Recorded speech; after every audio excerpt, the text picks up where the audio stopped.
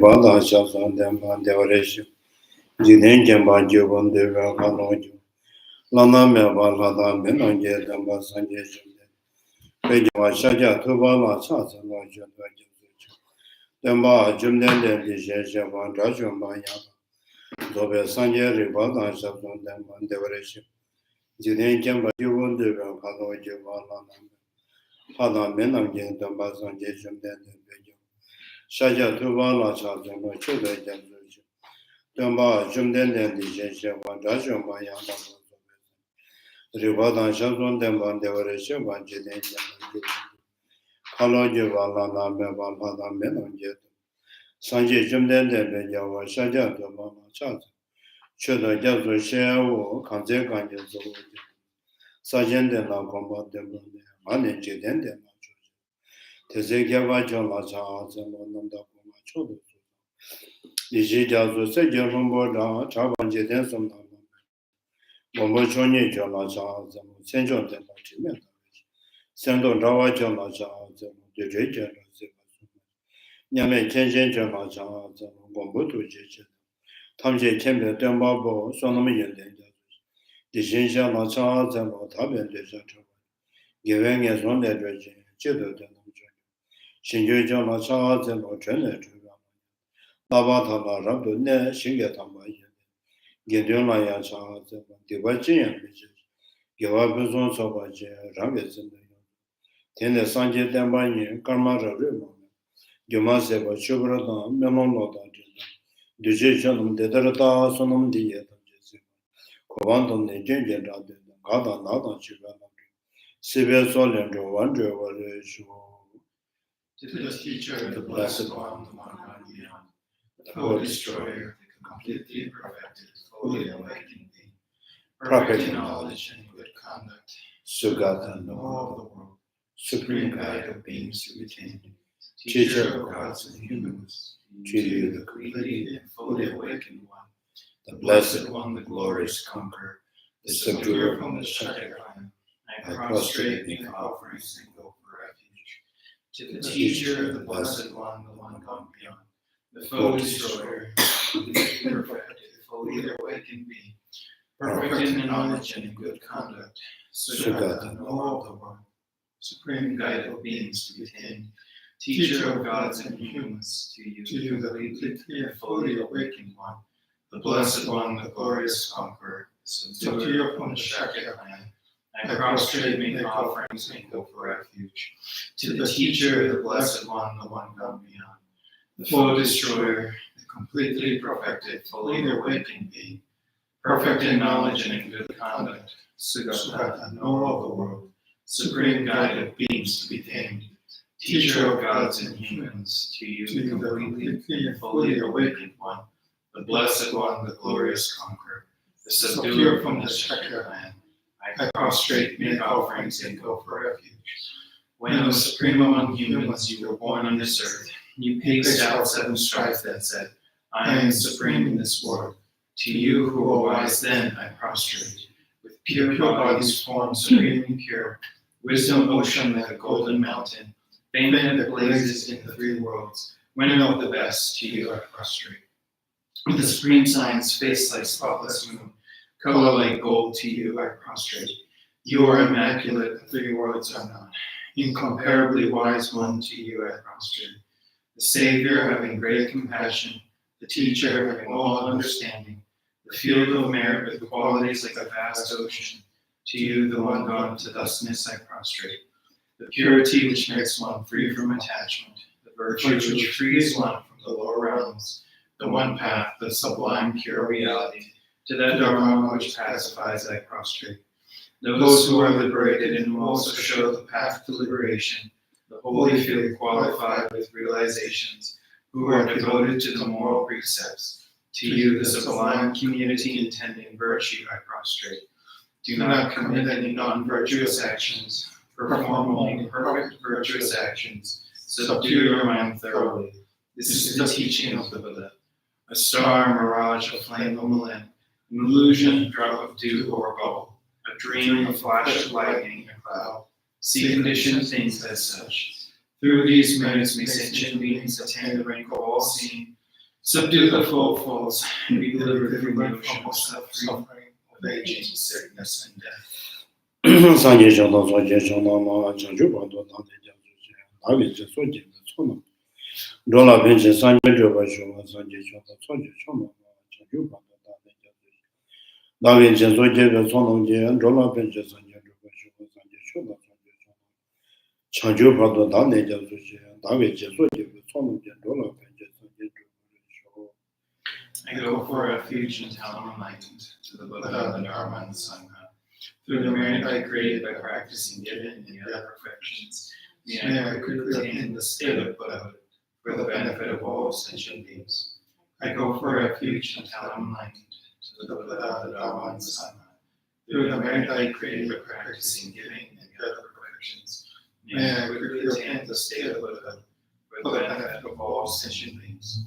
I go for refuge until I'm enlightened to the Buddha, the Dharma, and the Sangha. Through the merit I created by practicing giving and other perfections, may I quickly attain the state of Buddhahood for the benefit of all sentient beings. Tamje Jamba La Cha Zelo De Na Sanje Jum Den De An De Nan Di Shin Shi Ba Ta Jum Ba Yang Da Ba Zo Be Zan Shi Ba Da Sha Zon De Ma De Wa Shi Ba Ji De Ji Ba Ji Ba De Ba Ka La Ji Ba La Na Me Ta Da Me Nan Je De Ma Sanje Jum Den De Zo Wan Di Shin Shi Ba De So Na Da Be Ju De Gewe Za Wa Na Ma Chu Me Za Ba Shi Ba Ra Do Ji Ba So Nam Je De Re Nam Ji Shi Be Je Sa Ba Nam Je De Sa Nam Je Me Do Je Ba Chu Yo Ren Ba To Ba To Na Me De Ba Me Ba De Be Be Ba Na Ma Bra Ka Shiro Sije Me De Ma De Na Na Ze Wa Me Ba Si Je Nam Je Je De Ma Chan Je Sa Ma Nam Je Ya Pa Be Ya Ka Za Na Je Je Bo Nya Ga Ne De Bo Chon Je De Wa Na Je De Me Ji Je Pa Do Me Ba Ba Sam Je Me Je So Nam Bra Da Wa Ya Ni Ma Gu Je Da Ge Chon Me Je Ba Ku Chon Ba Me Ba De Ba Da Ge Ma Me Ba Su Da Ge Ni Wa Ma So Me Ba Da Da Ma Je Ba Du Ge La Na Ba Chu Ba Ba Da La Na Ba Chu Ba Kam Na Da Me De Ba Ge Je Na Da Ba De Ba Na Shin De Je Yang Zo Dong Wa Da La Na Ba Chu Ba Se Ba Le Chu Ba Chu Wa Le Ge Ba Yi Shi Yong Zo Zo Ba De Ba Da Ma Chu Ba Ta Da Shu Ba San Je Chum De Ne Ji Yi Che La Ne Ba Yang Ge Na De Ba La Me De Ba Yang Da Ba Yi Je Da Ba De Sem Je Tham Je La Se Be Sa La Shu Ba De An De Da Ne San Je Chum De Ne Ji Gu Shi Ba Ye De Yang Da Ba Na Ta Be Shen Na To Ma Ge Ba Ba Do Ge Ba Ta Ma Ge Ba De Sa Ba Se Ru Se Ba Ma De Ba Yang Zo Zo Yang Zo Da Ba Yang Zo Chang Wa Yang Da Ba To Ba Ne Me Ba De Che Ba Me Ba Nye Ba De Ba De Tong Wa Ma Che Ye Ke Ba Na Je So So Rang Ge Ri Ba Che Ba Chum Le Le Je Le Ba So Be Chun Du Wa La De Ba De Ba Nye Ba Chum Ba Zo Be Shang Ju Du Du Wa Che Me De Ma Me Jin De Ba Da De Ba De Ba Ye Ba Ge Ba Che Ba Wo Te Ba Che Be Ge De De Ba Chu Ba Ri Ba Chu Chang Ba Chu Ba De Ba Chu Ba Te Ba Je Be Be Zo Ju Ba Cha Je Be Be Zo Ju Ba So Na Je Be Je Chi Ye Ya Zo Chung Wa Chim Ba Jin Be Na Zo Ju Ba Gun Dong An Jin Be Na Zo Ju Ba Chim Bo Kang Ge Ye Du Zen Je So Na Da Wa Tan Je Ba Be Je Ta Be Chen De Du Zi Bu Ko Dum De Ma Cha Ze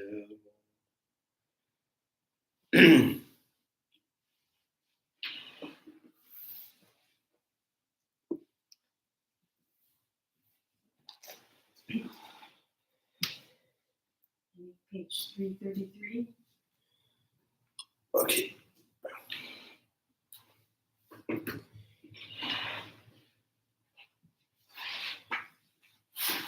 Summary of the great vehicle Chu says for hungry ghosts, animals, humans, and God, commensurate with their own stations, are single things engender the different cognition. So we assert non-existing of the external realities. Here it's not external reality, it is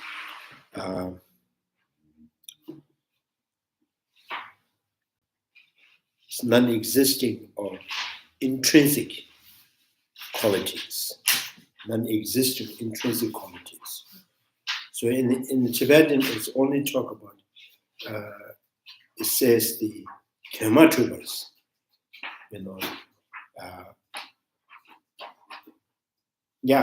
there's no essence by their own. This the Tibetan translation. Yeah, Citamatras, terms is the essence, the meaning, so there's no intrinsic meaning there.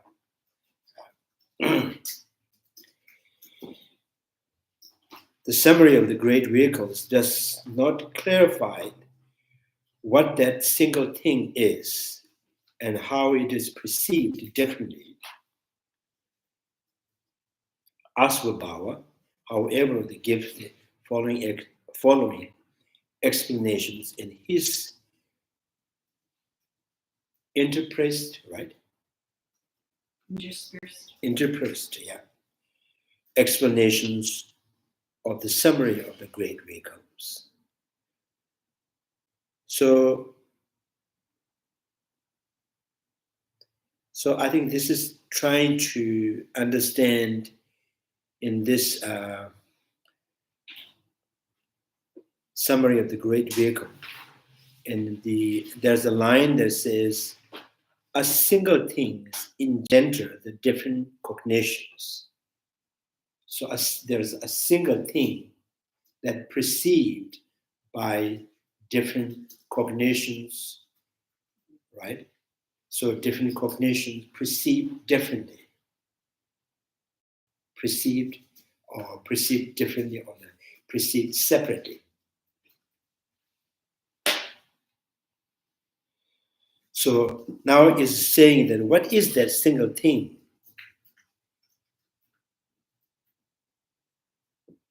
So for example, if a human being says, a single thing is the water, and so that single thing do not perceive or cognize by the hungry ghost. So the water is not a single thing. And maybe God might say, it's the nectar the single is.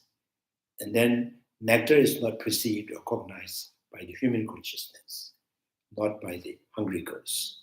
So what is that single thing that perceive? All of those hungry ghosts and human beings and animals, they all perceived one single thing and they perceived separately. So there is no common object to share. So when there is no common object to share to the separate perceptions or different cognition, and then what single thing is perceived differently? So almost even though they are saying a single thing, because it's different for each one, there is no singular object, right? Or yeah. So it's kind of they're saying what is that mean by a single thing, engender different cognitions. So therefore, the point is, so therefore we assert the essence of the object do not exist by their own nature. There is no such single thing by their own exist in the water or the nectar or the, pus, right? Mm-hmm. So in relation to that thing, a following stream, the hungry ghosts, owing to the fruitional effect of their karma, hungry ghosts owing to the fruitional effect of their karma. So due to their karma, see it as full of pus and the blood.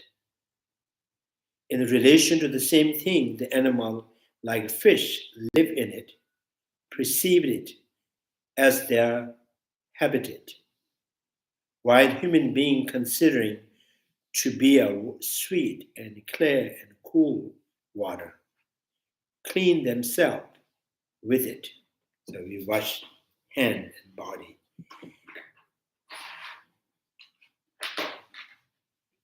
Drink it and immerse themselves in it. So they put their, they go in the water. The celestial beings abiding in the meditative attainment of the infinite space perceived it as a space, for they have dismantled all perceptions of the materialities. So this is the formless realm, celestial beings. So they don't have any perceptions of the form, anything they can touch. They see it's just space. So now the question, the argument is, what is the single thing that perceives separately? So here one might raise the following questions. The perception of these sentient beings are valid conventional cognitions. Yet, if contradictory perceptions of the single thing can all exist as a valid cognitions. So if there is one common object, to share with this all different sentient being, and that perceived differently, one with water, one is the nectars, how can that be? So does it really prove that all of them have no valid cognitions? They do not perceive anything. So then what is the made of pus and blood that would not be mutually exclusive with what is not of pus and blood? What is the nectars, the normal water? There would then be no reliability at all to what is established by valid cognitions. So this is the kind of, some may raise these kind of questions. So Lama Tsongkapha says, now, if the question raised is this, to understand the meaning of the text in the above term would clearly render the valid cognition to be unreliable.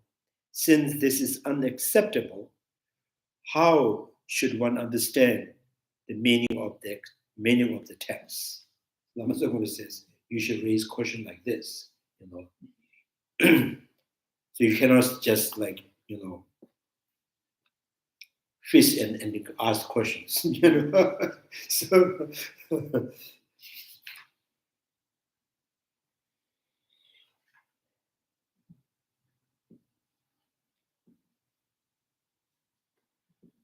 So if this is indeed the questions, it is that of discerning mind. If, on the other hand, one takes above understanding to be actual meaning of the text, one goes on to assert that valid cognition cannot be established with any reliabilities. This would be utterly untenable.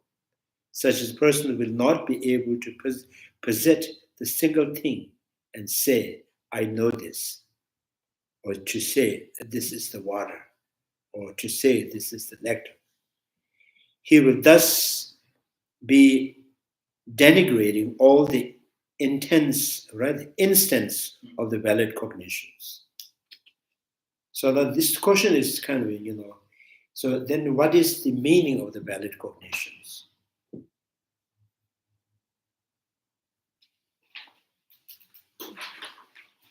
So sometimes we say one single person, so when there is the anger rise, and that from that anger, the view from the anger or perspective of the anger, that person is 100% negative, right? Unfavorable, unlikable. And then the next day, when you generate attachment to that very single person, and he is full of favorable, is 100%, beautiful. So then this we can say that both are wrong perceptions. One's overly exaggerating, negative, and the positives. So the same thing here, when there is some kind of liquidity, and that is experienced by the human being, they say, yes, this is the water, right? It's a clean water. And that very liquid that tastes by the God consciousness, and they find, yes, this is the nectar. And then the hungry ghosts experience that liquidity, and then they says, this is a pus in the bloods. So now the question is, out of anger and attachment, there is the one single object to share. There's one common object. There's something to see. With anger, there's someone to see. With attachment, there's someone to see. So they shares the common object. And here, when it comes to this, the God consciousness, human consciousness, hungry God consciousness of the fish, and the consciousness of the formless realms. So they seize totally different object. And they don't have any common object to share. So how can this be understood that the God consciousness perceiving the liquidity as the nectar is the valid cognitions? How can you say the human consciousness perceiving the liquid as a water is a normal water? And how can there's the liquidity which has no materialities for the formless, the consciousness. There's no material, there's nothing to touch.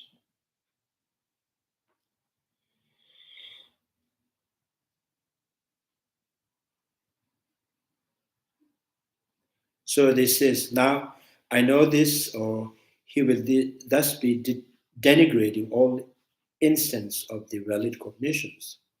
How then should we understand the text?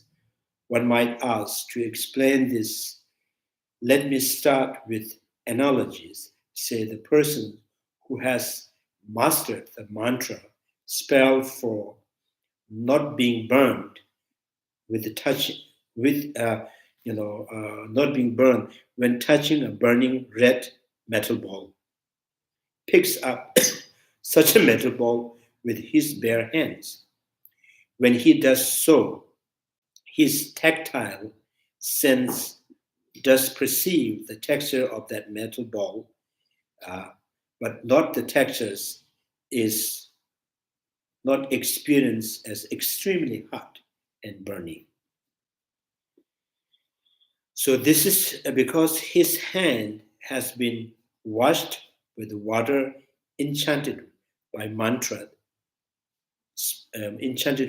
spell and others such conditions. To those who do not possess the mantra spell, the texture of the metal ball will be extremely hot and burning. Now, the both burning and the non-burning textures will have to be accepted, the texture of that single metal ball.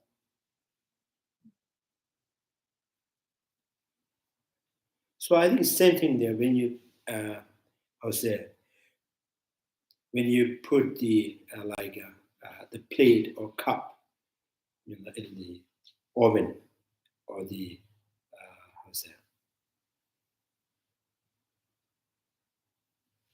microwave, right? The foil, foil, right? Mm-hmm. So aluminum, the foil. So the cup and the paper. So when you turn on that thing, and the one becomes very, very hot. The foil, maybe if you live 3 seconds, you can touch it by hand. Why is that? One is not getting extremely hot. One is hot. So it's talking about the conditions. There's the condition to be nectar. There's a condition to be normal water. There's a condition to be, the pus and the bloods. There's a condition to be absence of materialities. So what is that condition?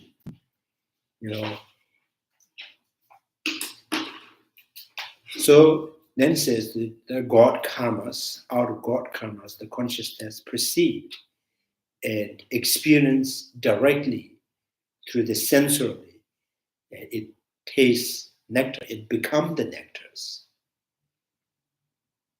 So, and you say in the Asanga's text, when he talk about the qualities of the Buddhas, the qualities of the power of the accumulation of the 3 eons of the merit with the Buddha.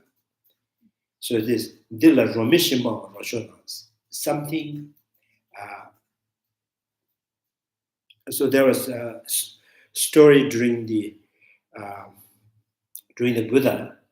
So the village, our whole village is facing as a famine, right? Famine. So there's hardly to find something to eat. So many people suggest the Buddha should move to another village, and Buddha said, "No, I'm not going to." So I was there with the village. In difficult time, I'm staying here. So that now Ananda has to find, food to offer to the Buddha. So Ananda couldn't find anything, and he went to the, the cow, the bun, Bun. huh? Bun. Yeah, bun.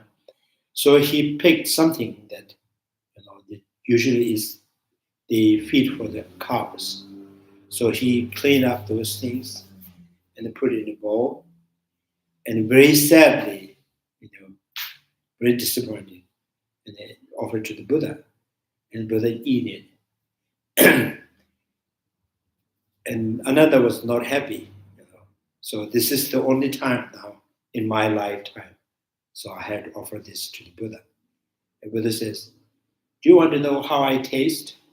And then something that touched by his tongue and give one to the Ananda. So Ananda taste is extremely delicious. So Dila Romishima Roshanas. Because of the 3 years accumulation of merit, if it's something normal people doesn't taste not delicious, and that can be touched with the Buddha's tongue, become very delicious, very tasteful. So now this is not the Buddha's sense of perception has something wrong, right? So, or you cannot say the normal people who taste is not not delicious. The normal people's tongue has something problem. No. So the consciousness, the both sides, the consciousness, the valid cognitions. So now there's a one thing that additional condition is 3 years accumulation methods to change the condition of the sensor that has the power to turn not delicious to be delicious. So in this way, with hungry ghosts and their negative karmas, when it arrives in your consciousness and you taste, it's very, how's that?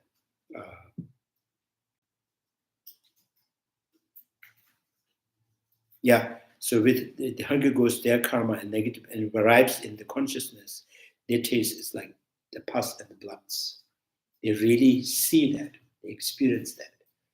And for the human being, they experience just normal water.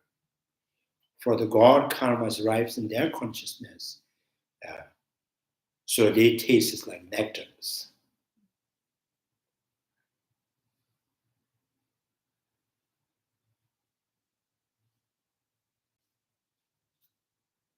So which means we are all, consuming our karmic result every day.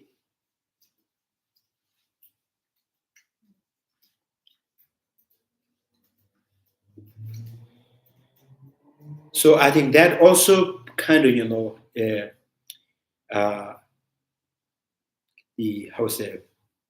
that also proves that, so the outcome elements, they don't have by their own, from their own essence, nothing to be tasty, nothing to be, not delicious, nothing to be,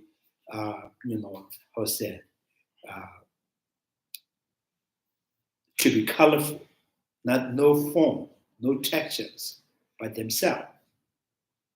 It is happen, they happen to be form, they happen to be sound, they happen to be smell and taste and textures, with relation to the subject.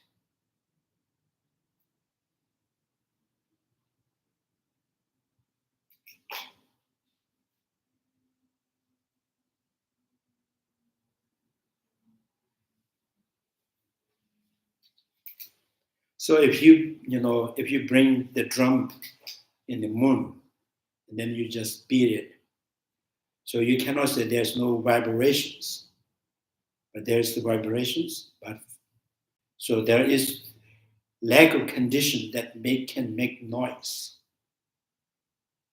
So that is in the so, and then another condition is your air sense power, sense faculties. So sense faculty and air drums, and they're all so many things conditioning. And there's a sound to hear. So there's no independent sound coming from one side. Not just single from, being produced from one single cause as vibrations or outer elements, or not just single cause by the air drum. When your mind is not focusing, you could not hear. Your mind is totally focused on something else.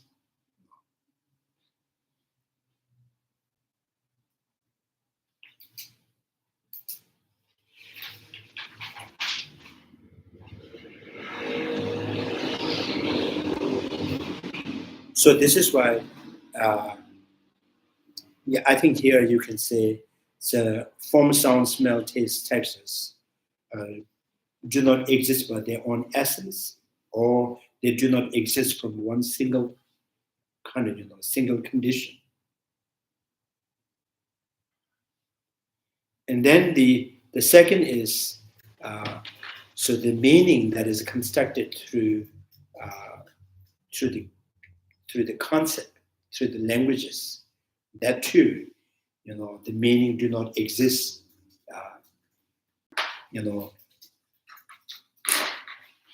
for example here, the relation of barley seed and sprout. The relations, the barley seed and sprout, the relation is the meaning, right? Relation is the meaning. So the meaning that only exists with relation to the languages. So the relation do not kind of, substantially there with barley seed or the sprout.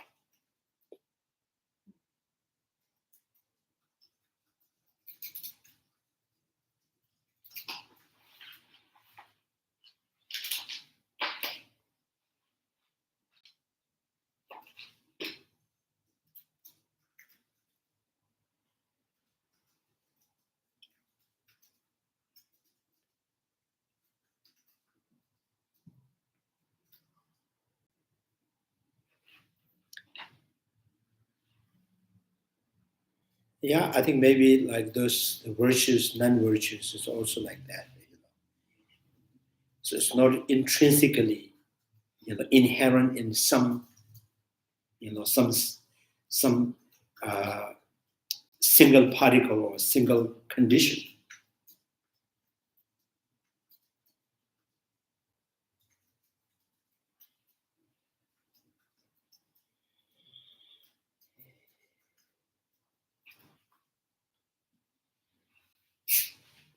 So the textures of the binding metal ball with relation to the consciousness, with relation to the hand, with enchanted by the mantra, and the texture of the binding metal ball can be cool, and the texture of the binding metal ball is extremely hard for for the hand which is not conditioned by the mantra.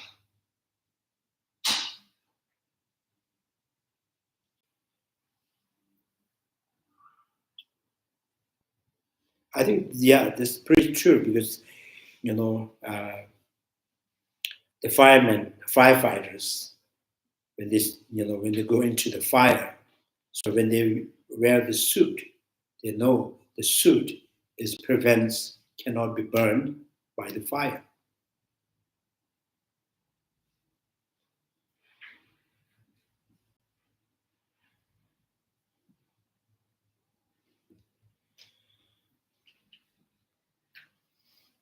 So I think this all saying that things do not exist by their own essence. It's all become something,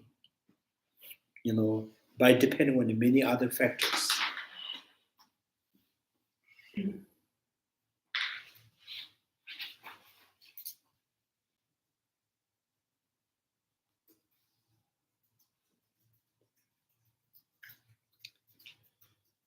So when goes is the plus as, or the water as plus, that he's having valid cognition to his karma.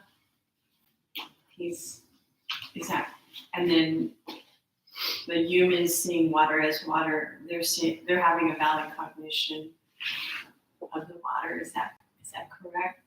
The valid cognition or not, the cognition is valid or invalid is determined by, there is perceptible object, it's a cognizable object. Object, there is the real object or not. So then we say, the one, if you put the ball of the water, and then it tested by different, like hungry ghosts, God being, and the human being. So they perceive separately. So now the question is, which cognition is the valid cognition? Which cognition is invalid cognitions? So there is none of those cognitions is invalid. All of them valid cognition. So then if all of them are valid cognitions, so with human being, this water ball, is normal water. So if this is the, ball of the water is the normal water, this cannot be the nectar or the pus. So automatically when you say this is, the ball of the water by itself is the water, and then it cannot be the nectar and pus. So the ball of the water by itself is not normal water. Ball of the water is by itself, it's not a nectar, not a pus. So a ball of the water can be a normal water for human consciousness. With relation to the human consciousness, yes, there is the water. It is the water. There is the water. So the three of them are the valid cognition.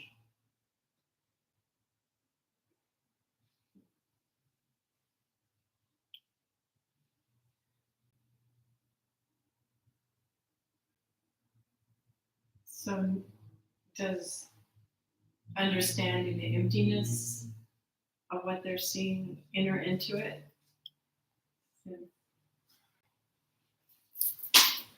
Did it drop again? Yeah.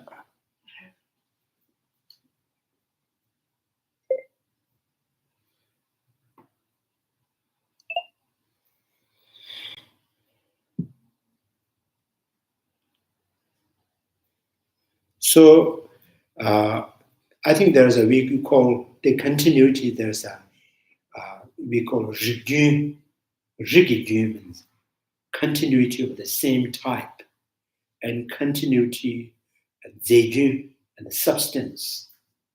Continuum in the substance level, continuum in the type, Yeah, I think type, like human, if you're born continuously for many lives as a human being, is the same type, is continuing. And if this human being next life as the animals, and then the birds and many things, so yes, there's a continuum in the substance level, or there's a continuum experience the consciousness level. So at the substance levels continuities, we can say, the planets, the trees, human beings, when there is the continuity and the same level of continuity as a human being and human being, animals, trees, rocks, the substance level. Now the type of identity or the entity level, and then maybe it's not continuity. We are not continuity from the trees and and the rocks and mountain. So there is something that continuously existing, for the mind to perceive. So you can say, Prasangika school says, this is why there is external reality. There's a something from the outside, but not yet determined to anything. It's always determined with the subject.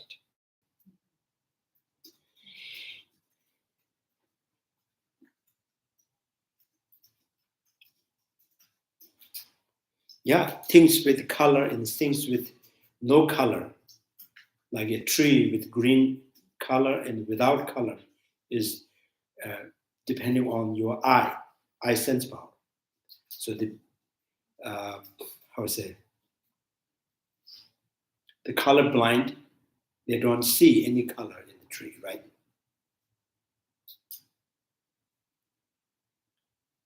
I wonder how they see the grass.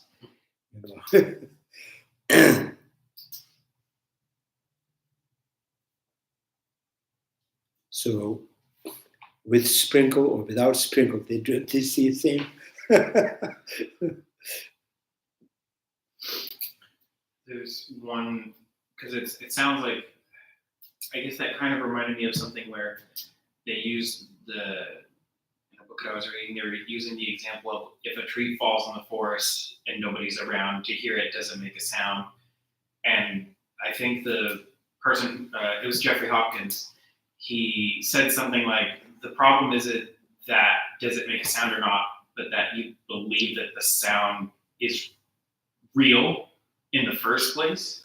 And so it kind of sounds like this is what it's getting at, is that there is something that is continuously existing, but that thing depends on who or what is perceiving it, and that affects what it is that you're looking at.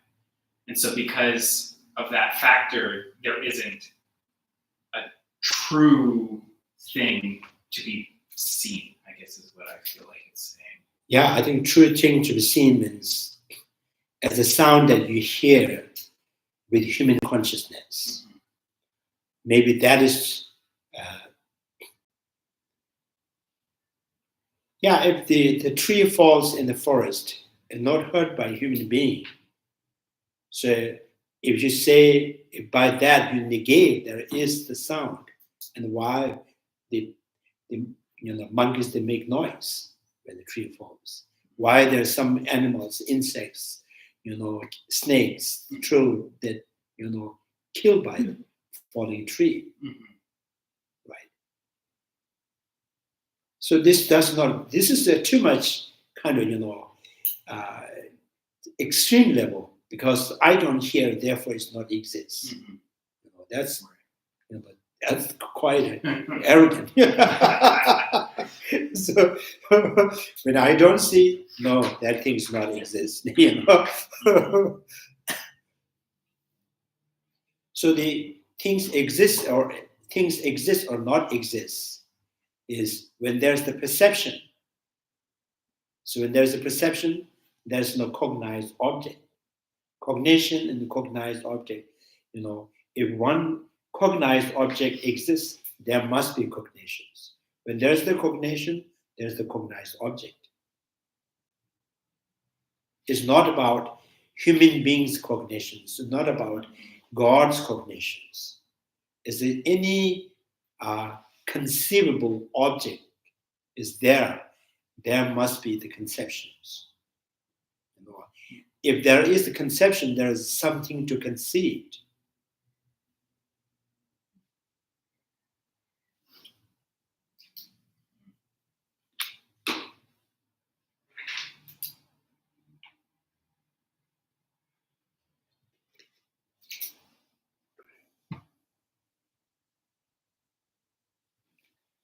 So I think, but here, what I understand here is there's a something always moving, something happening without human consciousness,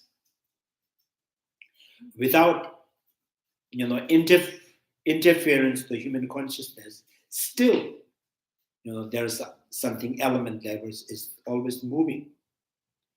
So that is the very kind of the, I think, basic idea of the Prasangika school.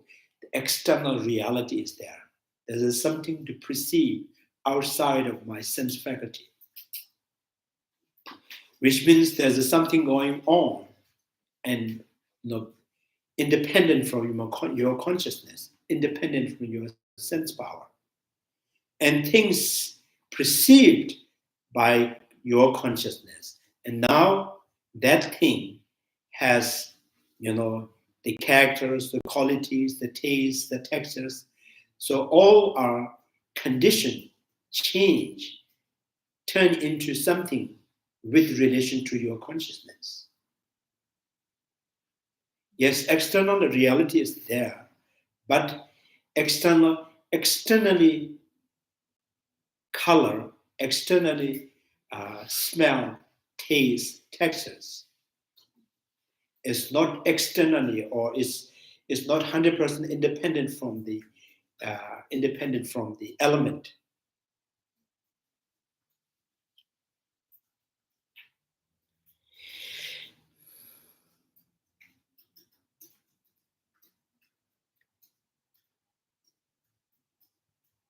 I think the mirror has a whole. Mirror has a, every kind of, every condition to create the reflections. The mirror has the condition to create the reflections, to make it happen, the reflections. But mirror by itself cannot make that happen. So then you have to show something the opposite to the, opposite to the mirror, and then the reflection can be happen. Is the reflection is not by 100% from the mirror. So the outer elements, there is in independent from the consciousness, there is function, there is the activities. So when in contact with the human consciousness, and now this can be changed. So the liquidities, the ball of the liquidities is there, but when it touches with human consciousness, is normal water.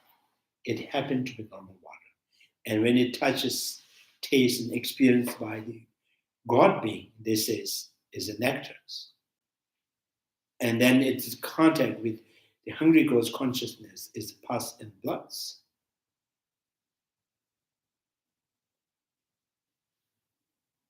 So they say also, these are kind of, we cannot really, as a human being, we cannot really directly understand that how hungry ghost, sees things. But there's the Brikamaleshla in the university, there's one of the story, so there was one, how say, I don't know what it's called in English. Nyerba is the one who is the manager, who manages the monasteries, food supplies.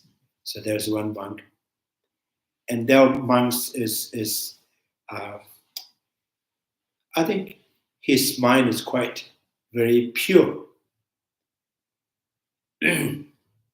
So he was always aware that I should not be used and misuse this food supply, So the one day there was a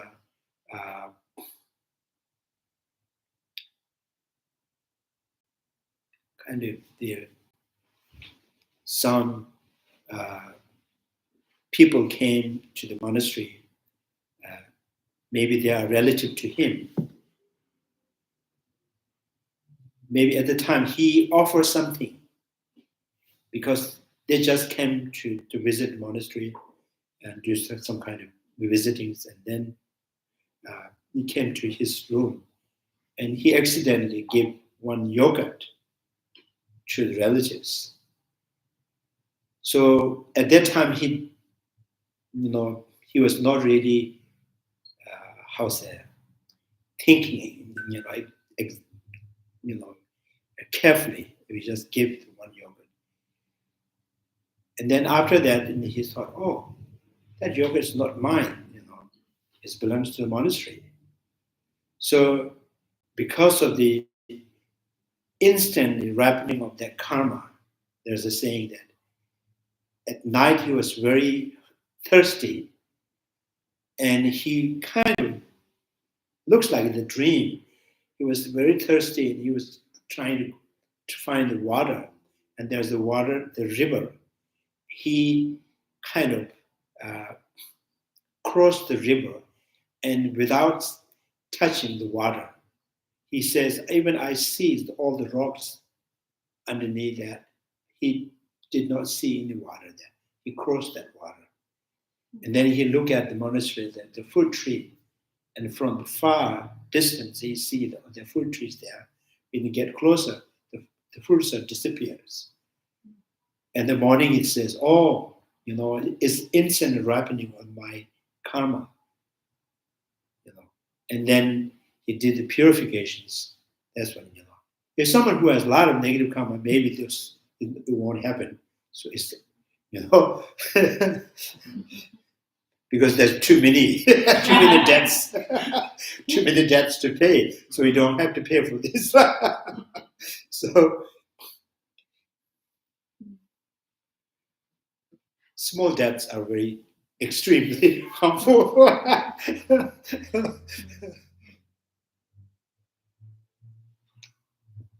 So maybe those kind of karma that it arrives in your consciousness, and things are really changed. The meaning, the taste, the textures, everything's changed within that consciousness.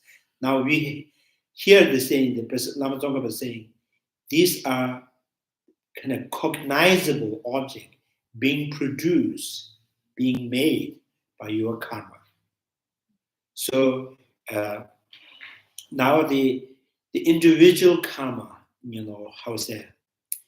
uncommon karmic result may not be shared with same human being, but common karma as a human being, like we can share the same taste. Mm-hmm. So you can also additional karma and generates, and then get some tastes very, very extremely extremely bad because of your own karma. Maybe that very thing it tastes and experience by another human being may not be that bad. So it's the karmas that we do share with other humans or other beings that make us experience. Yeah, the karma that we can share with human beings, right? But some karma, an additional karma, we don't share. Right. Mm-hmm. So here, the hungry ghosts, the same karma they share is, the extreme hunger, extreme thirst. That, mm-hmm. is very common to all hungry ghosts. That seems, just hearing that seems very profound. Just, I don't know, like it seems like it makes a lot of sense. Like, like the karma that we share, whether it be afflictions or something like that. That's so there's the common karma and the uncommon karmas.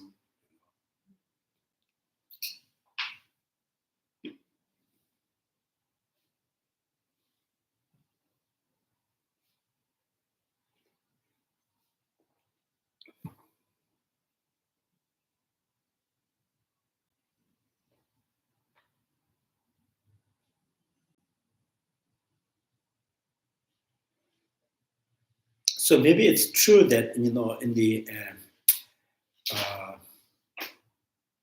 Nagarjuna, they said, yeah, I don't know, Chandrakirti or Nagarjuna, I forgot.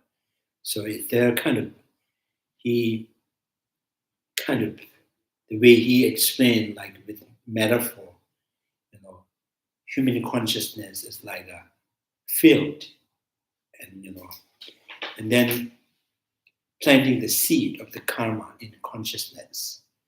And who plant the seed? Ignorance. Out of ignorance, we plant the seed of the karma, and then it ripens in the consciousness. We consume that, the result effect of that karma. We eat in consciousness. We plant in consciousness. We eat in consciousness.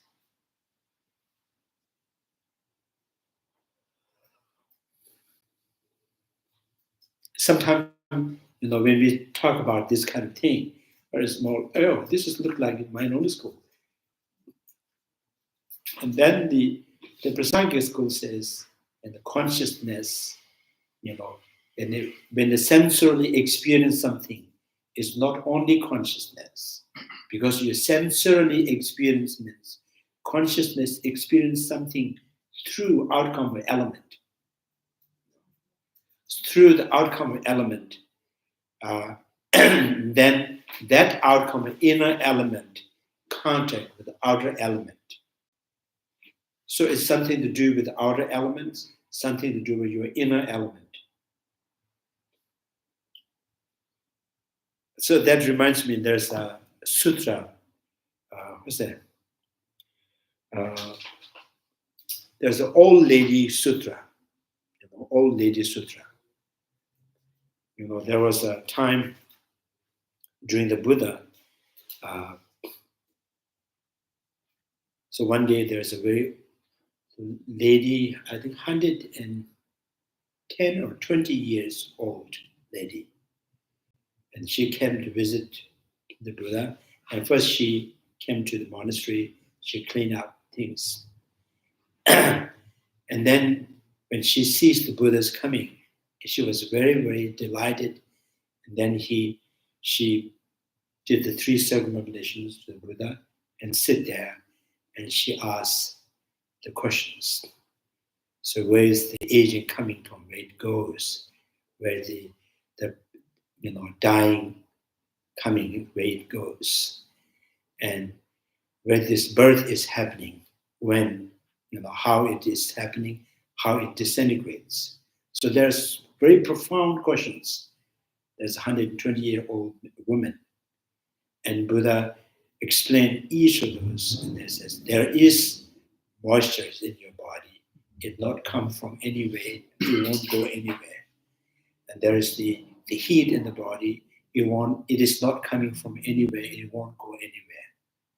And in this life, every part of the body, part of your consciousness, part of your sense faculties, never coming from anywhere, never go anywhere. Therefore, it's not going to the next life at all. But from the exhaustion, from the completion of this, these faculties, this experience, the consciousness in this body, it produces another thing, similar type. In Buddha says, it is like, when you hold the guitar and use there's a stick, so this sound of coming that is not coming from anywhere. It's not going anywhere. It just happened with this stick, and then the kind of string of the guitar and touches to make that noise. So they're very detailed questions, and all the Anandas were very surprised. This woman is so profound, is so intelligent. And Buddha says, she has been my mother for 500 lives. So this, and there's a what we call Buddha's prophecy about her, and next life the Buddha. Next time she will be Buddha. She has her own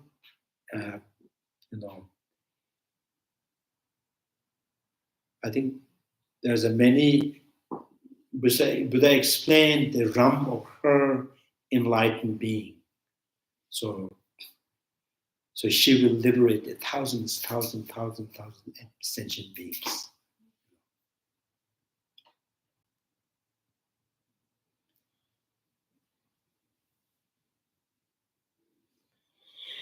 It's kind of, and sometimes it's unimaginable that when there's in this sutra, when you read, and first she raised so many questions and Buddha explained the very detail, and still she understood and she still says, maybe I'm too late, I'm very old, I'm poor. And then Buddha again explained something, and then she understood. There's no poor, there's no aging, there's no death.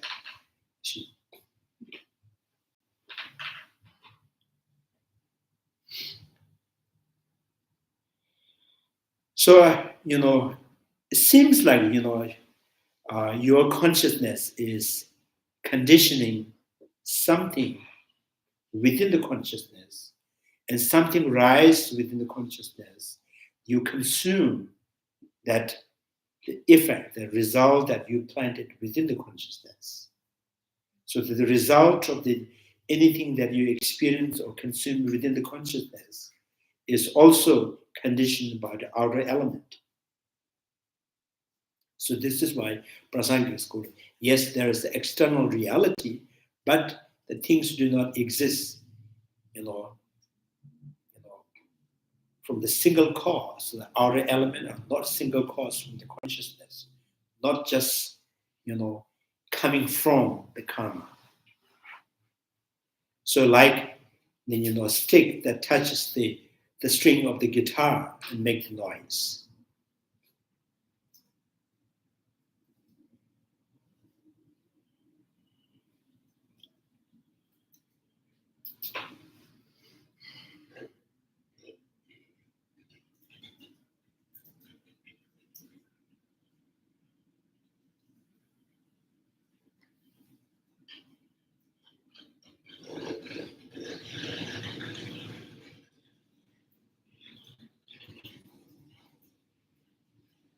So it's kind of sometimes like,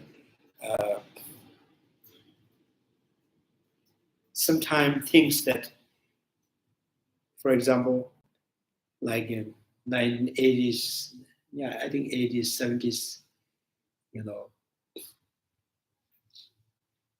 so in the village side, everybody, if you go to a tea stall and buy the tea in the village, they have, mostly you can find the tea with the brown sugar. At that time, the sugar cane teas are less expensive, and the white sugar is more expensive. So people think this is more expensive. This, people who has more money, they can drink this, tea. And people who drinks the tea with the brown sugar, the sugar cane, they are poor. So now even rich people find the sugar cane. So I think what is exactly, it is good, and what is valuable or not valuable.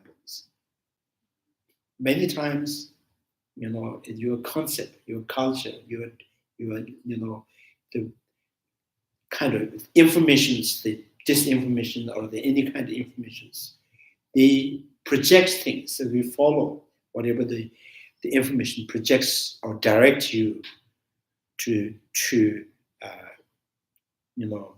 to point at something is valuable, not valuable.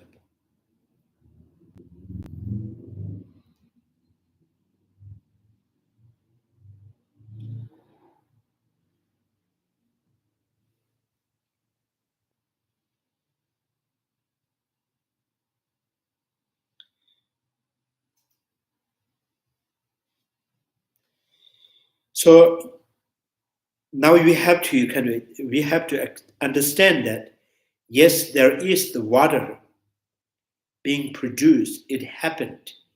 It conditioned and there is the water to perceive, there's water to cognize, and that because of the human consciousness. For human being, it is the real water. For the God beings, it is the real nectars.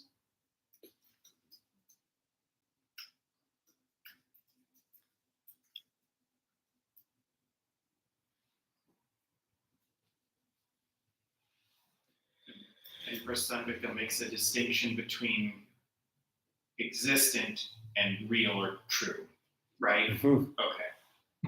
Prasangika schools make the distinctions existing and existing by its own. So there's no such thing that exists by their own essence. So existing is existing in what? Good or bad or harmful or not harmful is all with relation to the subject. And existing on its own implies true because it is unshakable. Like it is that thing singularly. Right? Singularly means, there's existing by its own essence, right. Pre-made, something pre-exist, So now it's more implying there is, it's more implying it's more suitable to the who believes in the creator. Mm-hmm. So it is not by you, not by your karma, it's God has created, in his Amazon store. It's there ready to deliver to you. So Amazon Fresh has everything. So here the Prasangika school said, no, there is no such thing pre-made and pre-exist. Because the meaning of the effect means it due to something depending on some cause and condition. So there is there's the point things can be produced. So that, implies that it was not pre-exist. Otherwise, if something pre-exists, no need to depend on cause and conditions. There's no cause and condition, go through the process and make that happen because it is pre-made.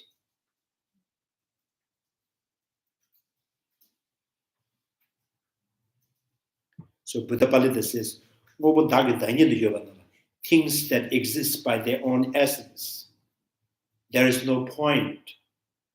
There's no point for arising, right? There's no point for arising.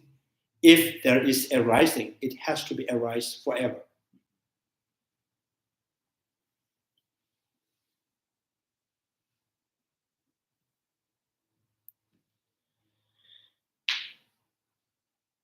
So even though they both, where is understood the text, the one as they explained.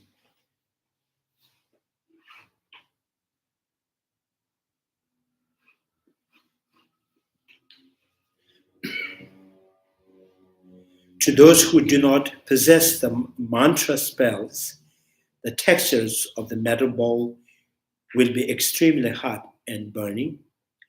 And now the both burning and the non-burning textures will have to be accepted as the textures of that single metal ball, that very burning single metal ball. With that, you can produce cool textures and extremely hot burning textures.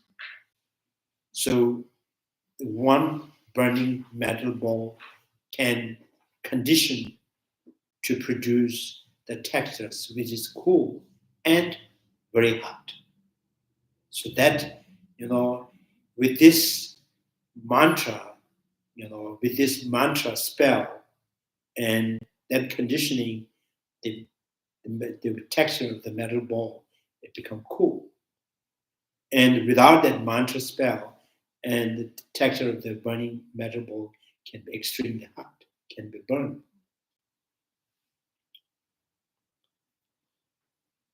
So too hot or is cool is also depending on with what it is cool, with what it is hot.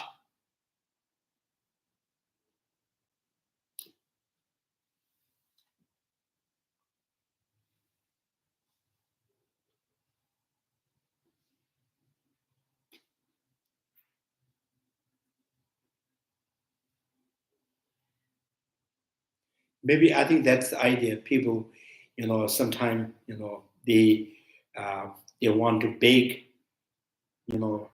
I saw that people baking the beef wrapped with the foil and put in the fire. Mm. So they just leave it for whole night. Because of the foil, it protects to get burned. But the heat, around the heat, that kind of bake the meat inside. So it's the foil that conditioning to get burned, right? Prevent conditioning to get burned. So it's kind of it's very dependent rising.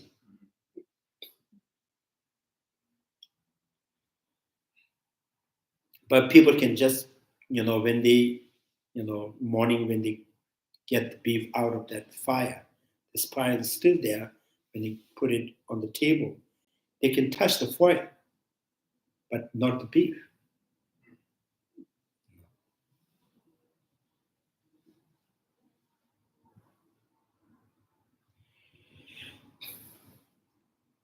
So if the textures from the fire is extreme, intrinsic and inherent, and both should be same, both should have same temperature.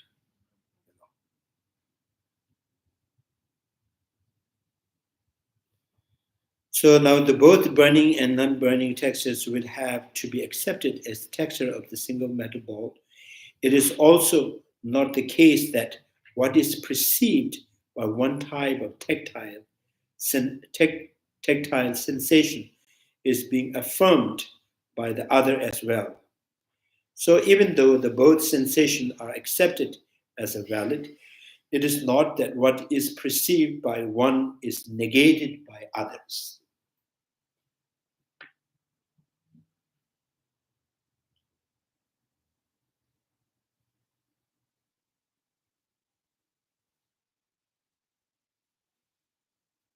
So likewise,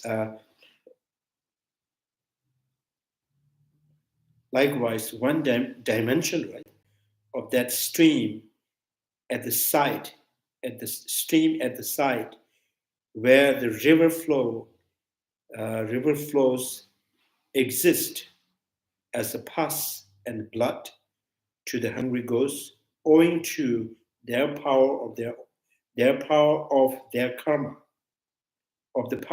karma, while the stream arises for human being owing to their karma, not as pus and blood, but as a water for drinking and washing. So now, both the pus and blood, as well as the water, are a dimension of one and another's same stream, and the same stream, dimension of one. Sometimes,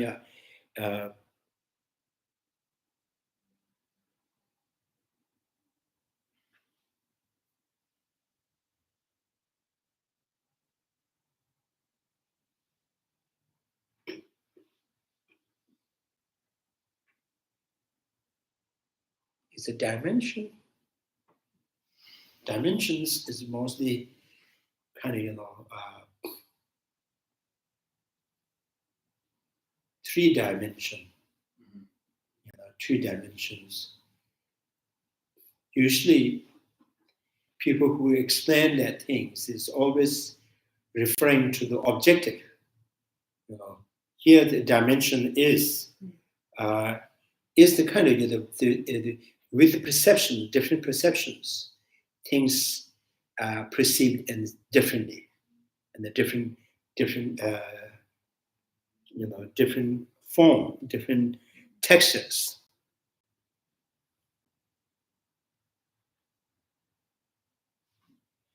At the same time, the facts that affirmed by the perception of the hungry ghost and the human being are two distinct things. It is also not the case that what is established by one is somehow being affirmed by others as something wholly different.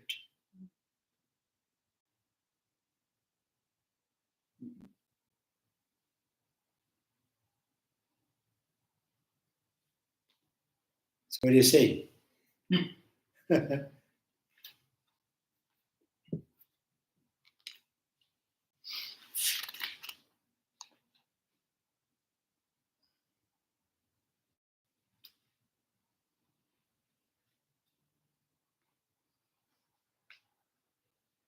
It's just perception that is different.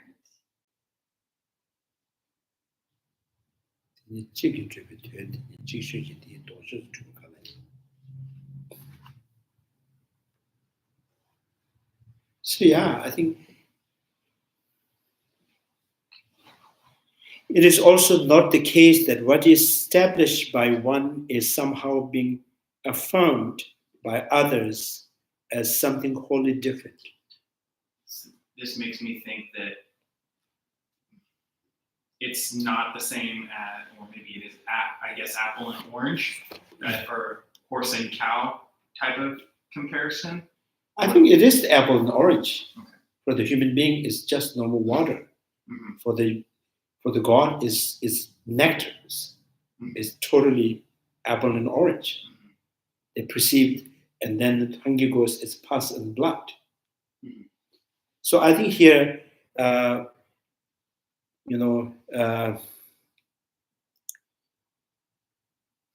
a separate object, then maybe? Is that maybe what it's, I think that's maybe what it's.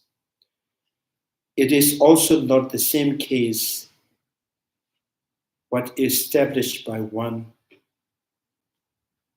When you read the Tibetan, so I want to say, like, it is not the case that what is established by one, that very thing is affirmed by others, something wholly different.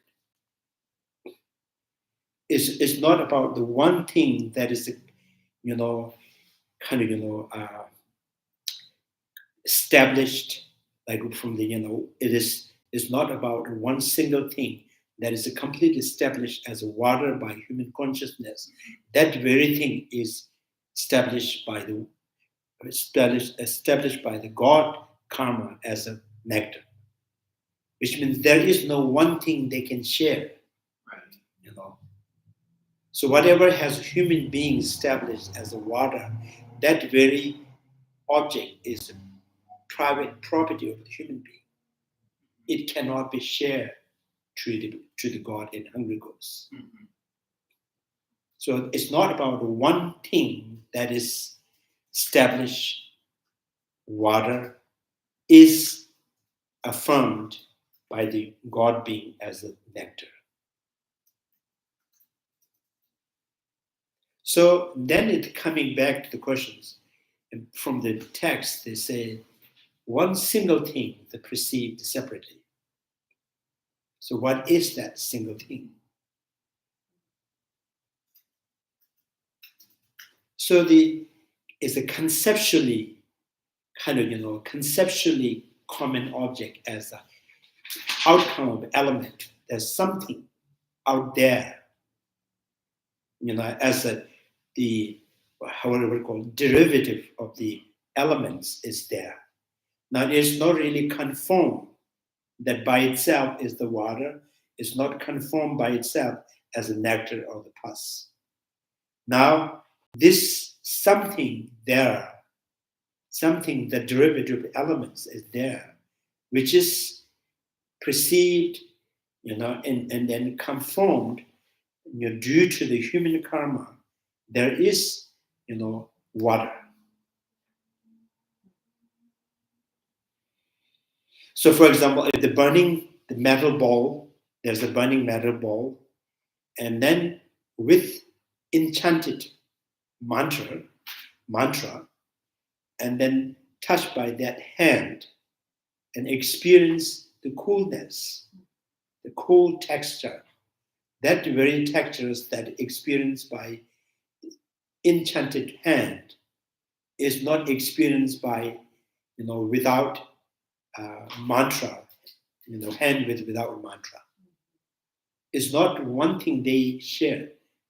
There's a something, the burning, the hot metal ball is there, and the texture is there.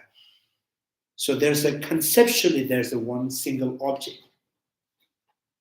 It is not, there is no common share of the sensual experience. There's a conceptually single thing is there. So is it like the human comes in contact with the water and it becomes water to them?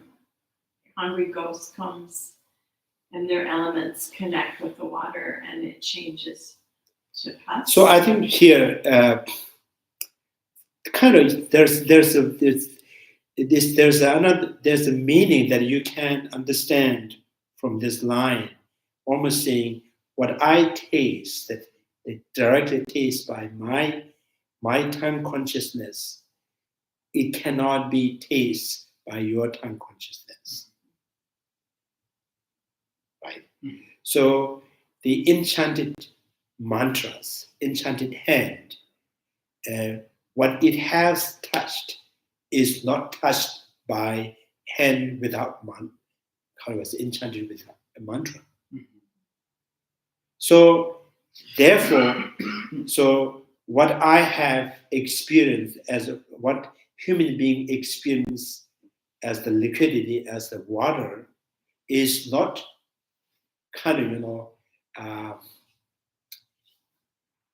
confirmed opposite by the God. Because the God haven't really perceived and experienced what human being has experienced.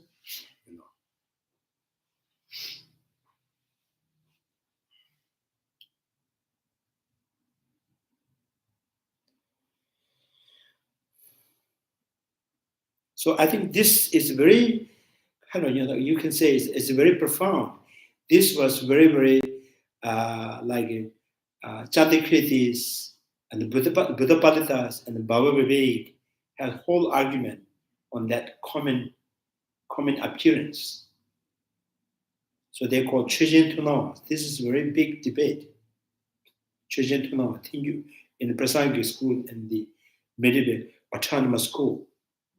It's a whole debate based on that, the common appearance of the one single object.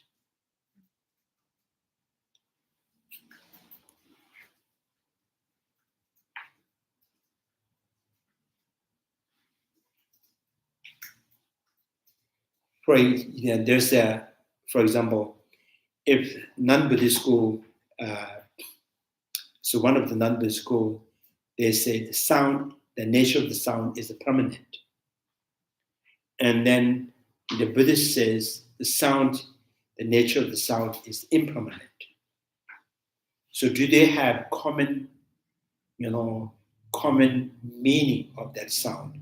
Do they have any common meaning of that sound? Any common understanding of that sound? If they don't have the common share of the nature of the sound, and how can they say how they can convince each other? Mm-hmm. And that's the prasangika Yeah. where it goes into the consequence. Right? Yeah. So here they say there is no common understood of the nature of the sound, mm-hmm. but there's a conceptually, right. There's the sound is both agree, there is a sound. Mm-hmm. So using that, the kind of base or basic sound, and the Buddhist says it is not a permanent because it has to be produced from the caustic condition. Like in like pot and house, So things that are coming from, produced from the cosmic conditions, always instant, disintegrating. It is impermanent. Now, so the non-Buddhist school who thinks that sound is permanent, everything is the sound there says the sound is the very nature of the sound is Om. Om is uncreated, unborn, unproduced. They call it Brahman, is the nature of the space.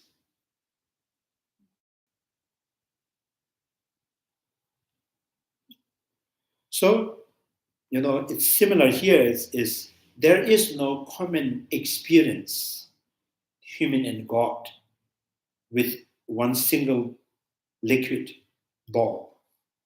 They don't have the common share of any experience. One is not 100% not nectar, one is 100% is nectar. So then, and how can you say whatever human has experienced water, that very is experienced by God as a nectar? It's not opposite, So what human being experience is not experienced by the God. Therefore, human being experience is they do not experience as nectar.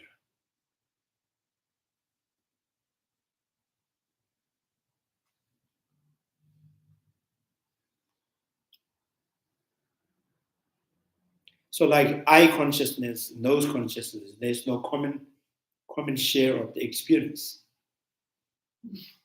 Right? So the both says, the nose says just the smell. Is for the eye is just the color of the shape. So now the both agree with thought, concept. Oh, you are experiencing the color of that bread. You are experiencing the smell of that bread. And they say, okay, I listen to you. So otherwise we have big debate, big argument. He says it's just shape. There is no smell. I say it's all about smell.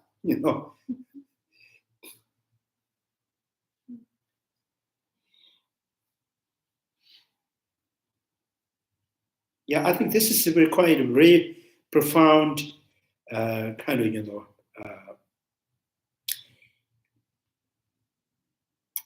I think meaning that's it's not easy to untangle.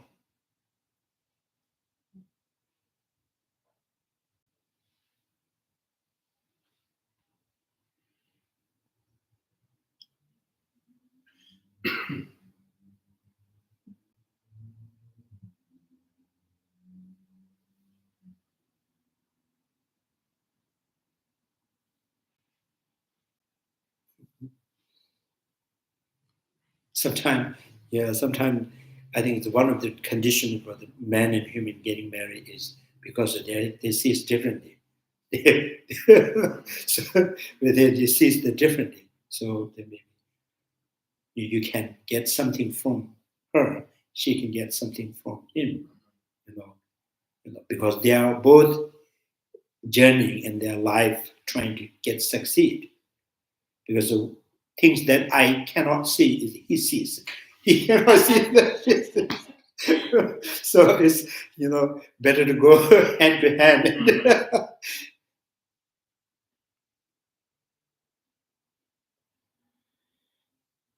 Yeah, I think there's so many, all sensory experience is totally, separate, totally different experience.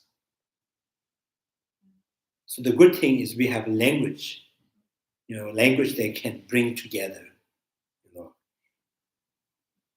So if you try to convince, how many times you try to convince the eye consciousness that, yesterday milk and today's yogurt has the relations. So eye consciousness could not understand. There's the relation. Eye consciousness, there's no way you can understand this yogurt is, originated from the milk.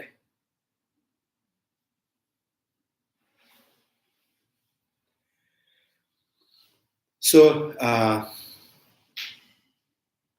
so the Prasanga school, Chöjen Tunawa, the common shares of the appearance is impossible. Chöjen Tunawa. This is very, a big debate. So there's no common share of any experience.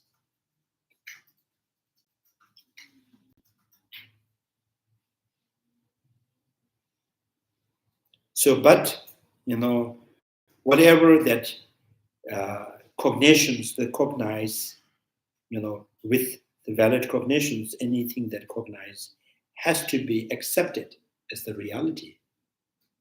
And then one reality can be contradicted with other reality.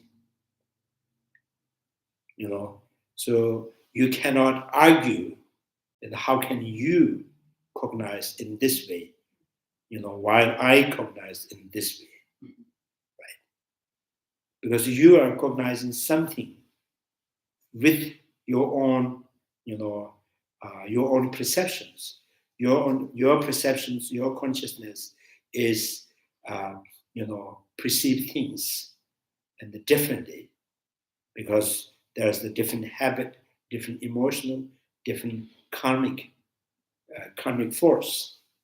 So these are the emotional, and the karma is conditioning the object, designing the object for you. Mm-hmm.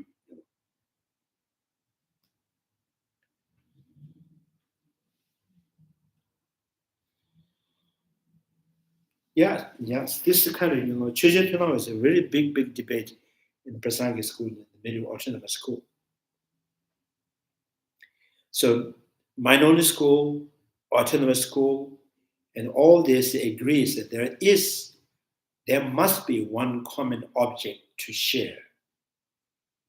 When there's no common object to share, there's no common appearance to share, and there is no discussions.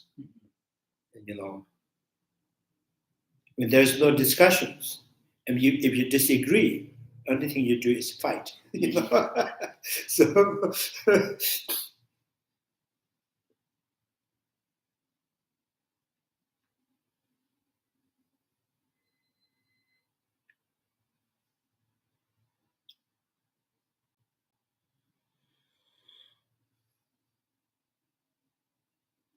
So this is what I'm trying to understand in this writing. It is also not the case that what is established by one is somehow being affirmed by the others, something wholly different. It matches what you're saying. Huh? I think it matches what you're Yeah. saying.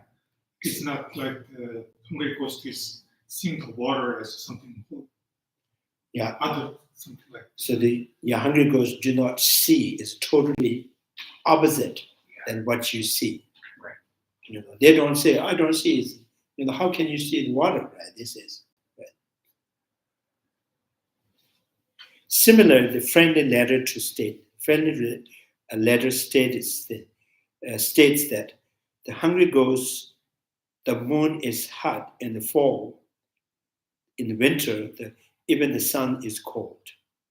So due to the power of their past karma, hungry ghosts experience the light of the moon in the fall extremely hot, while in the winter, even the temperatures of the sun manifest as a freezing. Yet there is no contradiction in human beings experiencing sensation of the coolness and heat in relation respectively to the rays of the moon and sun. It is also not the case that one and the same sensation perceived as a cold by one instance of the valid cognitions. Did I read? Mm-hmm.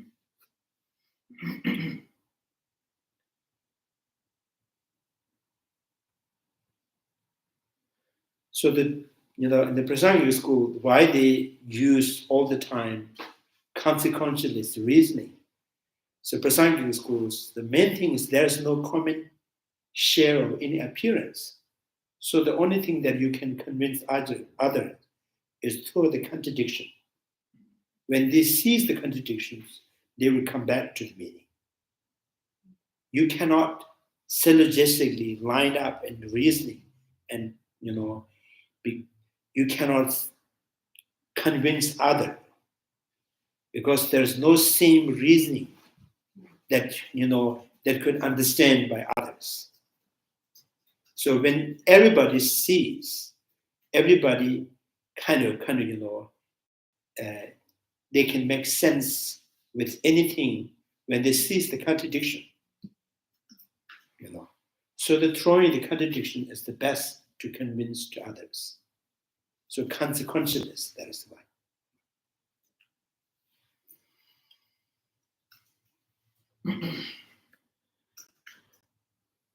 To the rays of the moon and sun also lives in. So however, since both of these temperatures reflect the sensory experience of one and another, same sun and moon, experience one thing is used. So without finally analyzing the intent, meaning of the text, do not become. Finally, Lama Tsongkapha says now that finally do not become the complacent, right? Complacent with the premature conclusions when some rough understanding happen to arise in you. Mm-hmm. So this is a very big advice. Mm-hmm. So some people get very hyper, when they see something, they make a lot of noise. Complacent, yeah. Do not become the complacent, right? Mm-hmm. With the premature conclusions when some rough understanding happen to arise in you. So here the rough idea is, because the text is one single thing perceived differently, and therefore you understand there must be something the common shares of one experience or one object that is understood totally different. So this is how you understand, and then you say there is no valid cognition. If human being is the valid cognition and God consciousness is totally wrong, hunger goes a wrong perception. If hunger goes as a valid cognition, human being consciousness is invalid. God consciousness invalid. This is how you kind of contradictory. So the Lama Tsongkapha says, don't become complacent with premature conclusions. So here, now you can, one single thing is there is this a single base for all of them to understood differently. Right. But even that base is not ultimate, essentially. That base is not determined by itself. Mm-hmm. So the base to become something is depending on each consciousness.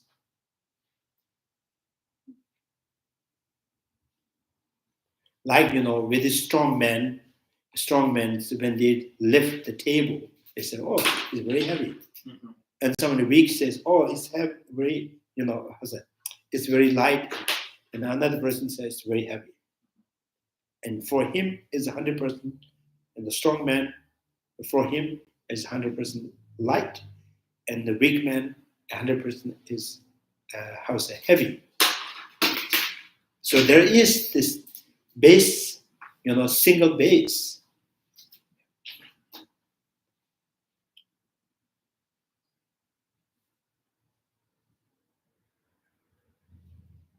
So this is why I think, this is really important when we kind of analyzing on this kind of thing, and then the bringing the quantum ideas is a very, very crucial kind of, it's very convincing to you. So they find that there's nothing out there, by only you can see is the wave. So with contact with your sense faculty, it becomes something. So I heard that one of the Indian guys says, what's that? People say the light is wave. Some people say it's particle. And then says, yeah, if you use the light, upward in the sky, yes, it is a wave. If you light put on the land or the water, yes, it is particle. So you cannot determine the light is just by singling itself, it's particle or wave. So it's always a relation. Relatively something happened. There's no pre-made wave, not particle. There's no pre-made particle, not wave. So wave and the particles is the actions, is the reactions, shows in contact with something else.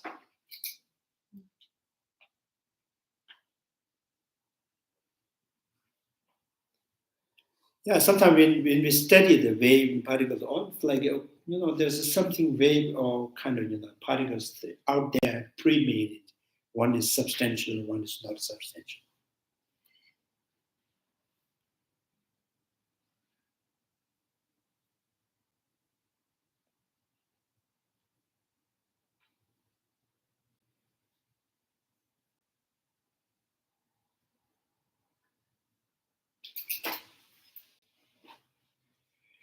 Yeah. No questions? Any questions? There's always questions. It's not a new. You did say that. I thought you said at one point that there were some who thinks that almost the outside elements have their own karma or their own Elements. Yeah, maybe not karma, but like their own. Elements or the potential elements. Mm-hmm. When they start employing the consciousness, and then there is some karmic form. Mm-hmm. So this is why in Tibetan, and we use the element as a jungwa.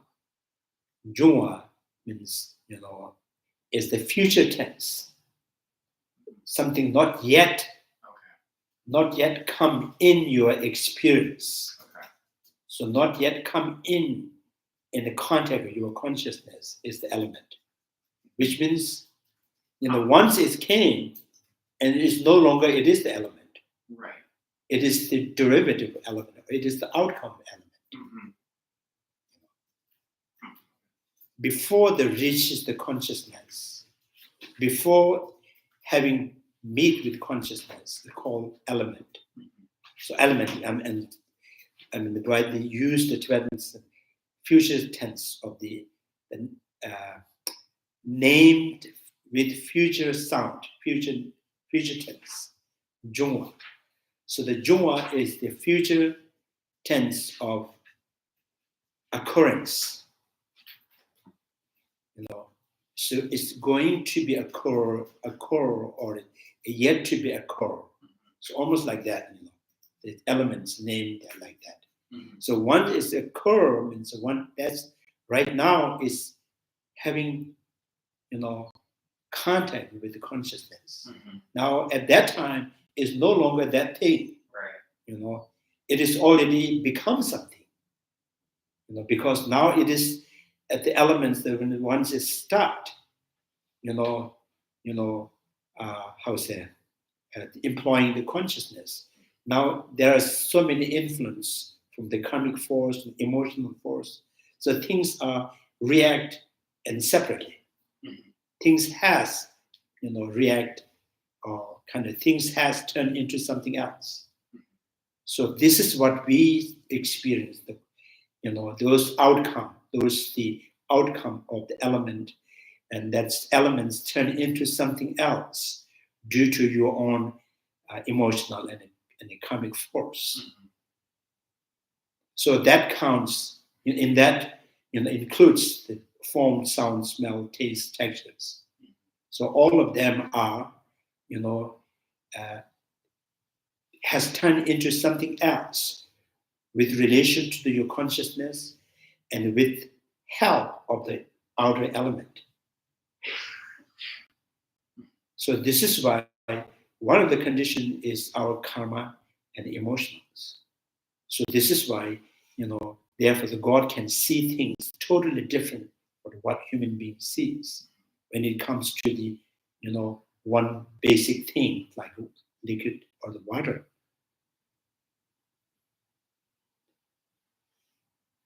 Maybe those God realms, there are some texts that explain about what is the God realms looks like. I don't think they have made it something. It is because of the content of their karmically consciousness, and there's something they see.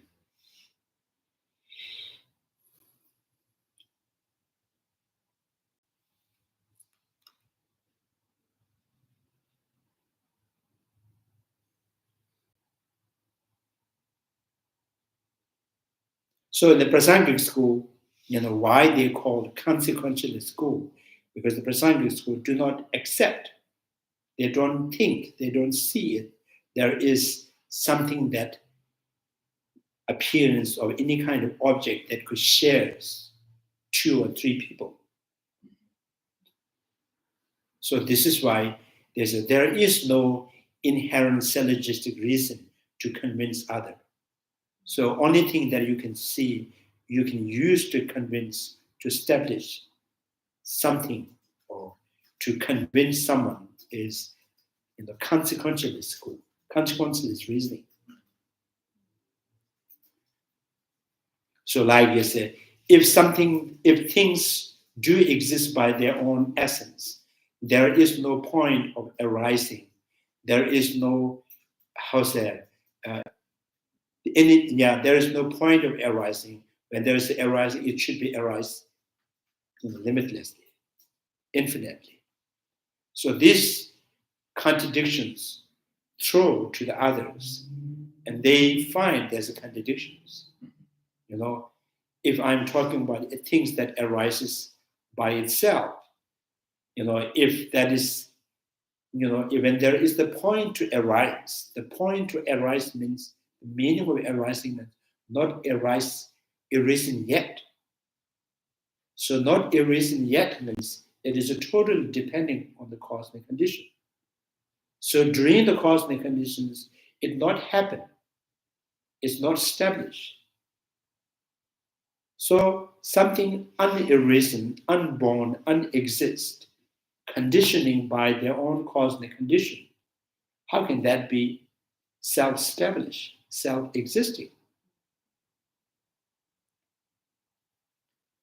So the consequential and the Prasangic school, Chandrakirti and Buddha Palitas, they says always use the consequentialist reasoning.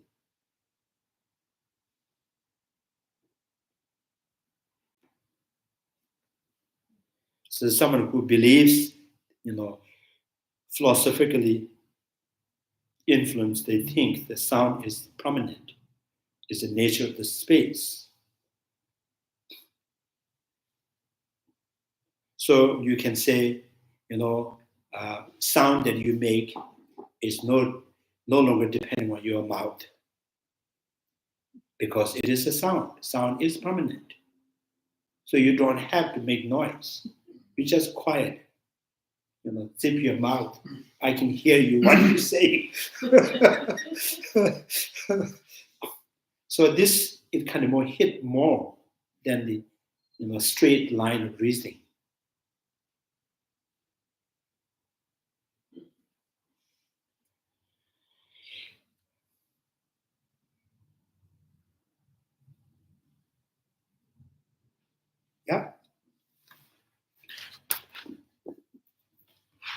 Chanchu Sibjo Rinpoche Majebana Jeju, Jebanyama, Mebanya, Konde Kondo Pevas, Tony Tawa Rinpoche Majebana Jeju, Jebanyama, Konde Kondo Pevas, Pamasimje Tamje Dada Deji, Yadrot Jetadu, Chanchu Semba Kama Sushu, Jada Kuji, Molam Dojo Ruji, Karirabu Vishimazu, Pendant the woman, Chereza, Tinze Yada Yashava Sideva to Tinju. May the precious Buddha mind not yet born arise and grow. May the point of no decline but increase forevermore. May the precious mind realizing emptiness not yet born arise and grow. May that point of no decline but increase forevermore. Due to all these merits, may all Father and Mother sentient beings have all the happiness, and may all lower realms be empty forever. Wherever there are Bodhisattvas, may all their prayers be accomplished immediately. In the sacred land surrounded by snow mountains, you are the source of all benefit and happiness. O powerful Chandrakirti Gyatso, remain in this world until samsara. Thank you, thank you. Thank you.